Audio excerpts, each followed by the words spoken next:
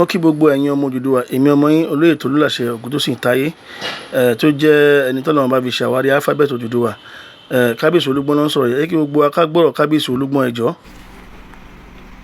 Wọ́n á ní òwú la kọ́dá obìnrin ni àwọn ọmọ ẹ̀ ló ń jọba bí ìran yín ṣe wá lọ nìyẹn. Aláàfin ló wá kẹ́yìn, ṣùgbọ́n Aláàfin tó kẹ́yìn yẹn apá kan Ògún apá kan Òṣùà ló fi jọmọ líle.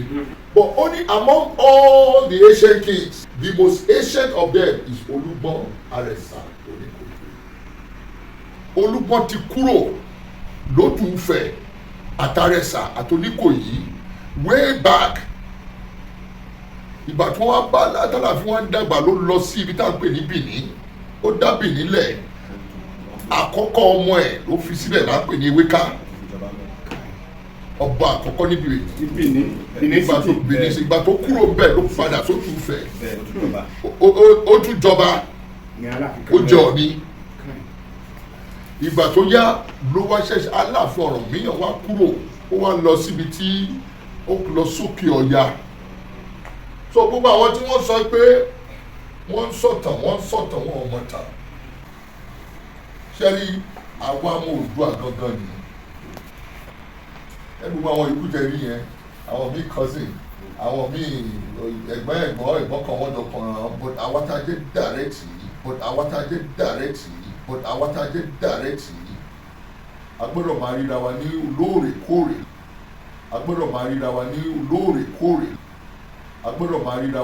lóòrèkóòrè, láti máa sọ ìtàn, láti máa jọ jíròrò. Tí a bá lè mọ ẹ̀gbọ́n láàrin Alákẹ́tù àti Olówù, ẹ yẹ ká tẹ̀lé ọ̀rọ̀ Tolúgbọ́n sọ yìí. Ìgbà tí àwọn ìjọ Òwu àti kìíní tú Ọ̀yọ́ àkọ́kọ́ ká, àwọn Olówù kúrò níbẹ̀ yẹn. The next stage wọ́n kọ́ lọ ní wọ́n lọ sí àwọn kan bọ́ sí Kwara, à ń pè ní Ìsìn Òwu. Orílẹ̀ Òwu ni gbogbo wọn majority wọn kọ́kọ́ dé sí ní Ọ̀ṣun. Ìgbà tí wọ́n dé sórílẹ̀ Òwu ni wọ́n wá ṣẹ̀ṣẹ̀ wá lọ sí majority wọn wá lọ sí Òwu Abẹ́òkúta. Òwu tó oríṣi bíi mẹ́ta ní Ọ̀ṣun, orílẹ̀ Òwu, Òwu Kútà, Òwu tó wà ní Ìjẹ̀bú náà, Òwu kan náà wà ní ẹ̀bá Ìbàdàn bẹ́ẹ̀ yẹn.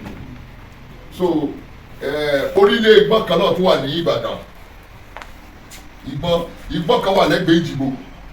Ṣùgbọ́n Ọlọ́run ràn wá lọ́wọ́, Ọlọ́run àtúnlẹ̀ káàró ojíire, Ọlọ́run àtúnṣe.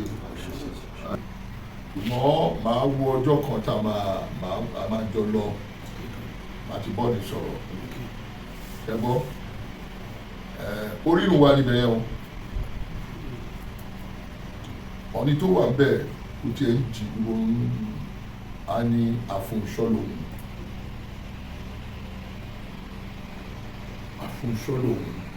Orírun wa ni àjọṣe meeting.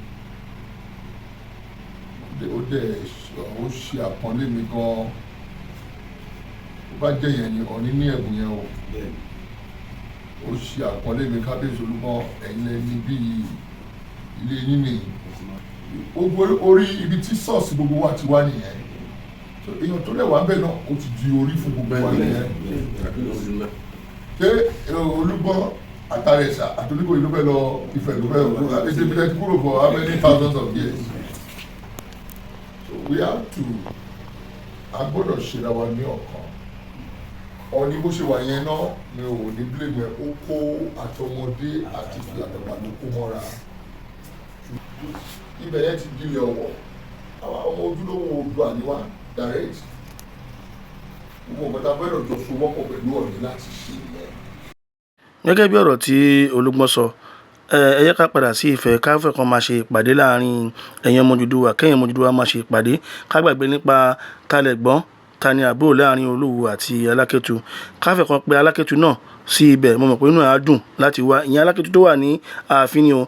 Ká lè rí onípópó jẹ, ká lè rí ọba onípópó jẹ. Tó tí a bá ṣe báyìí, tá a dákẹ́ báyìí, tá a fi gbọ́lẹ̀ báyìí, a ní lè jẹ ọba onípópó mọ́ o. A ní lè lọ sílẹ̀ olómìnira Bẹ̀nẹ̀ ká lọ dé adé onípópó. Ìdí nìyẹn tí mo fi fẹ́ ká yanjú talẹ̀gbọ́n láàrin àwọn méjèèjì. Ìgbà tí ó dẹ̀ ṣe ẹ yẹ ká filẹ̀ bẹ́ẹ̀, ká mọ̀ pé Alákẹ́tù ni ẹ̀gbọ́n, kí á dẹ̀ ṣe ìṣọ̀kan láàrin gbogbo ọmọ Odùduwà.